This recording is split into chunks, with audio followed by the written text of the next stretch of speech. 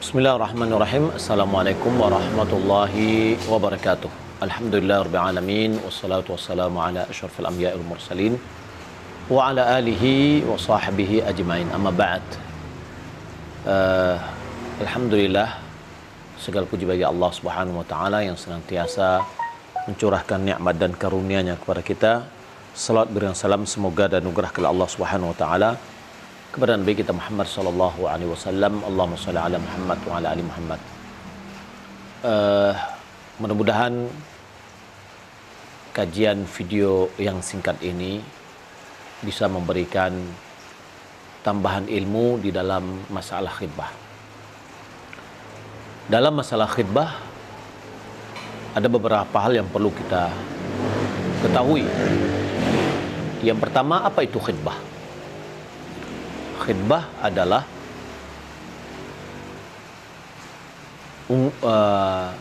seorang laki-laki mengutarakan keinginannya untuk menikahi seorang perempuan. Apakah itu dia langsung atau utusannya kepada keluarga perempuan atau orang tua laki-laki ke orang tua perempuan. Ya, maksudnya adalah adanya keinginan pihak laki-laki untuk menikahi pihak perempuan. Maka apabila sudah terjadi persetujuan antara kedua belah pihak, tentu yang pertamanya laki-laki sudah punya keinginan untuk menikahi perempuan, dan perempuan dan pihaknya sudah menerima, maka sudah terjadi khitbah. Ya, dan dalam hal ini Rasulullah SAW mengatakan, wala yakhtub ahadukum ala khitbati akhi.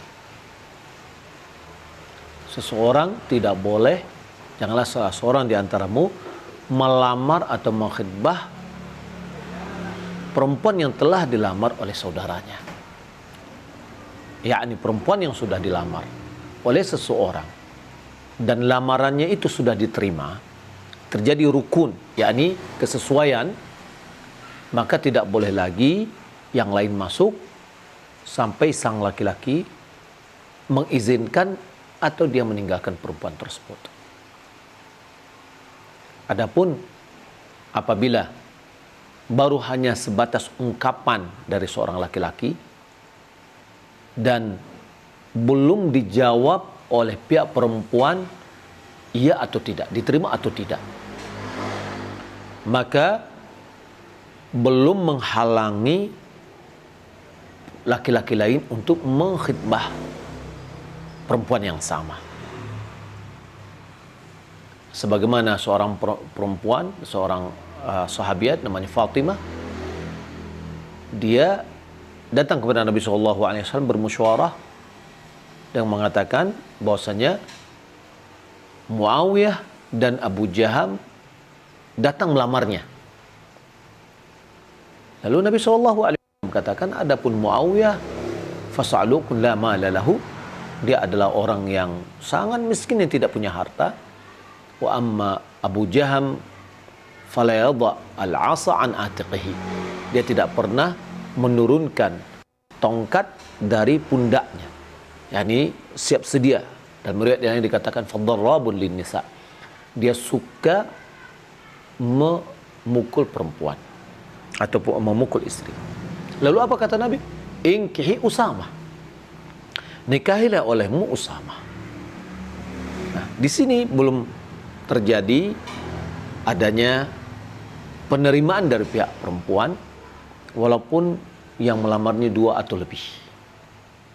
Akan tetapi apabila si perempuan dan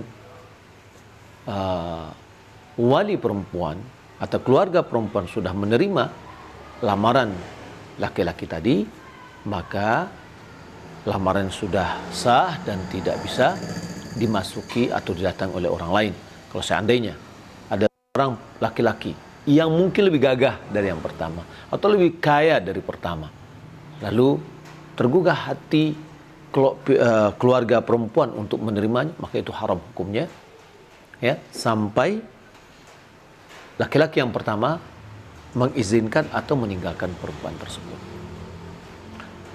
Di dalam lamaran, Nabi SAW telah mengatakan bahwa idza atakum man tardawna dinahu wa khuluquhu fazawwijuh.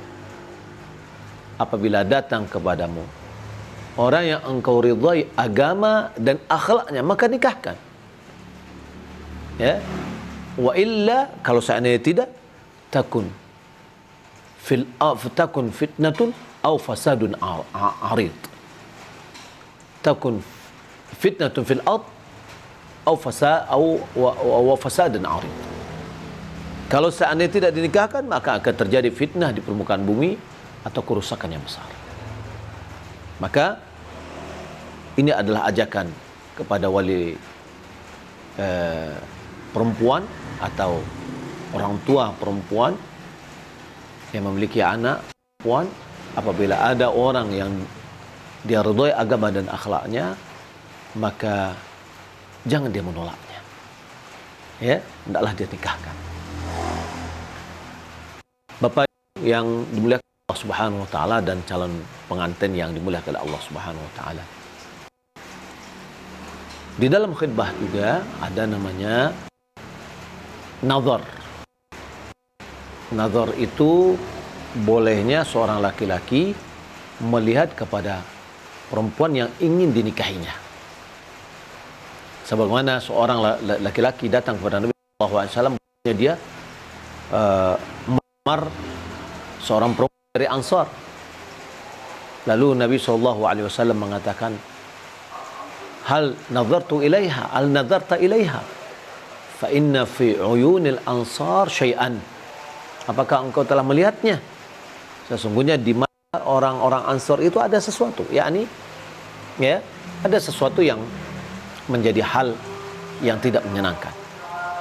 Dan Nabi SAW mengatakan, idza khataba ahadukum imra'atan fa in istata'a an yanzura ila ma yad'u ila nikahiha falyaf'al. Apabila salah seorang di antaramu menikahi seorang perempuan dan dia mampu untuk melihat apa yang mengajaknya, yang mendorongnya untuk menikahinya, maka lakukan. Maka ini adalah anjuran untuk nazar. Dan nazar ini sebaiknya dilakukan sebelum khitbah. Karena khitbah adalah mengutarakan keinginan untuk menikahi. Dan di dalam nazar dan khitbah ini perlu diperhatikan bahwasanya tidak boleh berduaan laki-laki dengan perempuan ya, yang melamar dan yang dilamarnya ini tidak boleh berduaan. Harus ditemanin oleh mahram. Ditemani oleh mahram. Jangan dibiarkan mereka berdua. Ya. Dan apa yang boleh dia lihat, terjadi perbedaan pandangan ulama dalam masalah ini. Pendapat mayoritas ulama mengatakan bahwa boleh melihat kepada wajah dan tangannya, ya, kaf, yaitu depan dan belakang. Ini namanya kaf atau diterjemahkan telapak tangan. Ada lagi yang mengatakan, dan ini adalah pendapat yang terkuat, bolehnya melihat apa yang biasa terlihat oleh mahramnya di tengah-tengah mahramnya. Ya, seperti seorang anak gadis, bagaimana dia di rumahnya, kepalanya dia tidak nutup kepalanya, kemudian tangannya kelihatan atau betisnya kelihatan, maka itu boleh. Tapi kalau seandainya seorang laki-laki merasa cukup dengan melihat kepada wajah dan telapak tangannya atau kafnya, maka itu sudah cukup. Dia mengajaknya untuk menikahinya. Nah, di dalam khitbah ini tidak ada namanya tukar cincin, mengikat mereka dengan cincin. Itu adalah tradisi-tradisi orang-orang kufar, ya, orang-orang ahli kitab Yahudi dan Nasrani. Dan itu datang kepada kita, ya, dan masuk. Dan itu tidak ada dalam syariat kita, tukar-tukar cincin yang dimakan dengan cincin lamaran. Nah, jadi dalam hal ini juga kita mengajak agar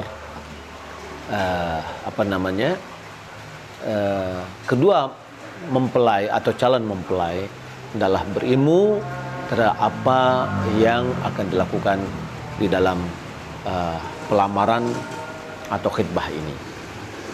Saya rasa ini yang dapat saya sampaikan, dan insya-Allah taala adapun tausiah untuk pernikahan insya-Allah akan saya sampaikan semampu saya insya-Allah taala dalam waktu yang lebih baik. Terima kasih. Wassalamualaikum warahmatullahi wabarakatuh.